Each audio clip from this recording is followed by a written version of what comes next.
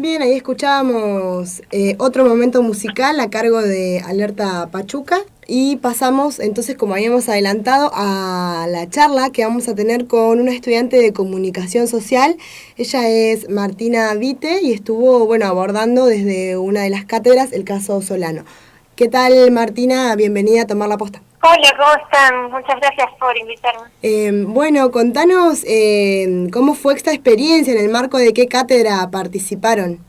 Bueno, yo en mi caso participé dentro de la cátedra de redacción periodística 2. También había algunos compañeros y compañeras de periodismo radiofónico, de derecho y de trabajo social. Y la verdad es que fue una experiencia muy enriquecedora porque fue ir al lugar de los hechos, ¿no? Uno muchas veces escucha sobre el caso Solano, pero estar en donde pasaron las cosas, la verdad es que es muy fuerte. Bien, como vos decías, participaron estudiantes de otras cátedras y de otras carreras. ¿Esto es en el marco de un proyecto de extensión? Sí, es un proyecto de extensión de la Universidad Nacional del Comahue, junto con la APDH de Neuquén, que es de la situación de los trabajadores golondrina en el Valle Medio, y también toma como caso emblemático el caso de Daniel Solano, que era trabajador golondrina, que venía justamente a trabajar en la fruta. Por ahí queríamos consultarte antes de ahondar un poco más en cuál fue la tarea y el trabajo, digamos, que estuvieron desarrollando allá en Chuele, que si tuvieron alguna instancia de preparación, si tuvieron, no sé, algunas charlas, ya sea con compañeros o compañeras de la Asamblea por los Derechos Humanos, o de qué manera estuvieron abordando este tema previamente dentro de las cátedras. Ya desde el primer cuatrimestre nos habían contado un poco acerca del proyecto y de que desde la cátedra la idea era participar.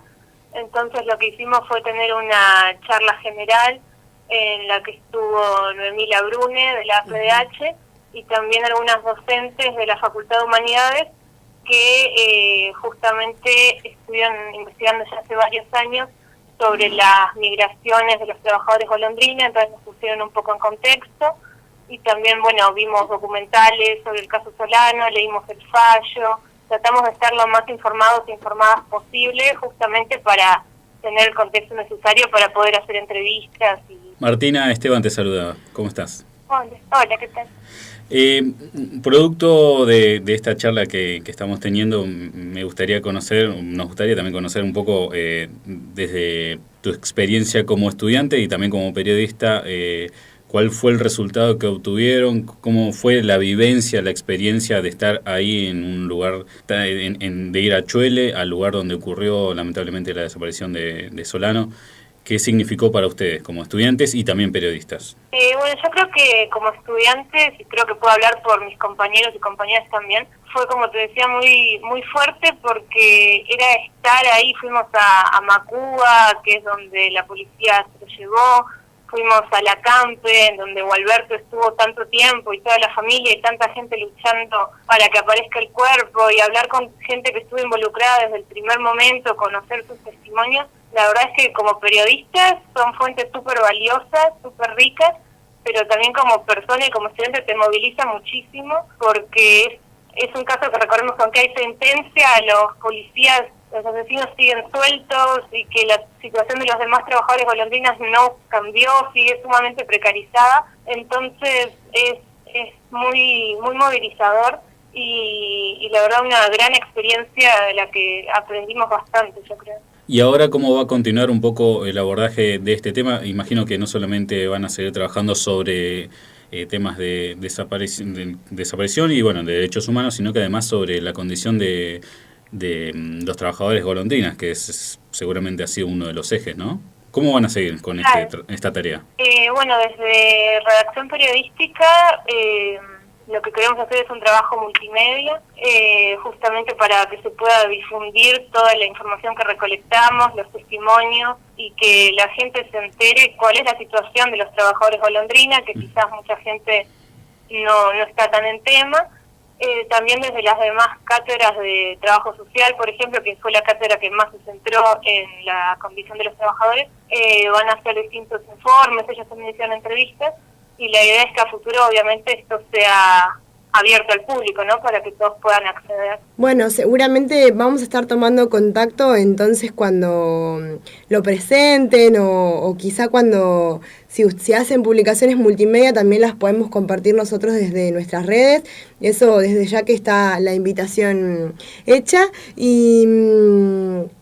celebrar, digamos, también este tipo de iniciativas por parte de la universidad, por parte de la APDH. Justamente cuando nos comentabas un poco esta experiencia, yo pensaba pensaba, ¿no? Si hacia adentro reflexionaba, decía como, bueno, o sea, qué tremenda experiencia también un poco para replantearnos, ¿no? El rol nuestro como comunicadores, como comunicadoras, como que también uno va por la causa, uno va porque, bueno, más o menos está enterado y quiere, bueno, ahondar un poco más, pero bueno, también todo ese desafío que se viene quizás un poco ahora posterior de cómo transmitir toda esa información que fue recaudada y también desde qué lugar hacerlo, más allá de cuál va a ser el medio, que bueno, multimedia, no sé qué, pero también, digamos, desde qué lugar uno se para como comunicador, comunicadora para desarrollar la tarea.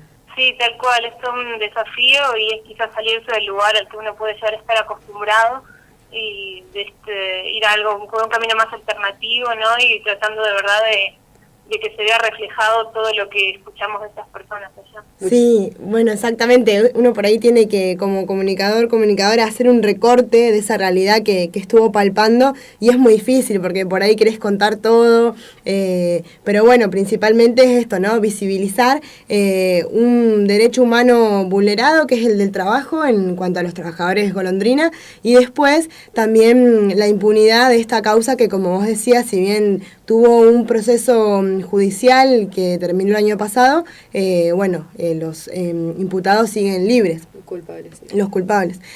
Así que, bueno, Martina, desde ya te agradecemos y seguramente seguimos en contacto. Buenísimo, no, gracias a ustedes y bueno, cualquier cosa que haya para difundir, las comparto con ustedes. Bueno, muchas gracias. Muchas gracias, un abrazo. Ahí pasaba entonces Martina Vite, ella es estudiante de la carrera de Comunicación Social de la Universidad Nacional del Comahue y nos comentaba sobre la visita que junto a estudiantes de otra carrera, de otras carreras, sí, también de la FADEX, de la Facultad de Derecho y Ciencias Sociales, estuvieron realizando a Chuele Chuele, investigando un poco más sobre la situación de los trabajadores golondrinas y todo lo que quedó en materia organizativa posterior al juicio y a la sentencia por el caso de Daniel Solano. Sí, como ella decía, también esto de poder estar en el lugar de los hechos como comunicador o comunicadora te permite contar quizá desde otro lado, contar sensaciones o cosas que, bueno, quienes no conocemos la ciudad, capaz que nos quedamos solo en los datos.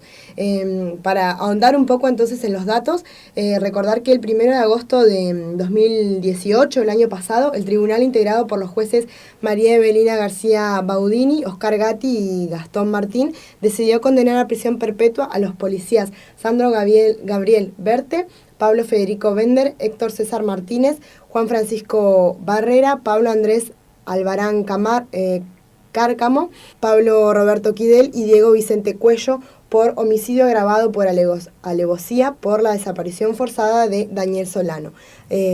Hasta tanto la sentencia quede firme, los policías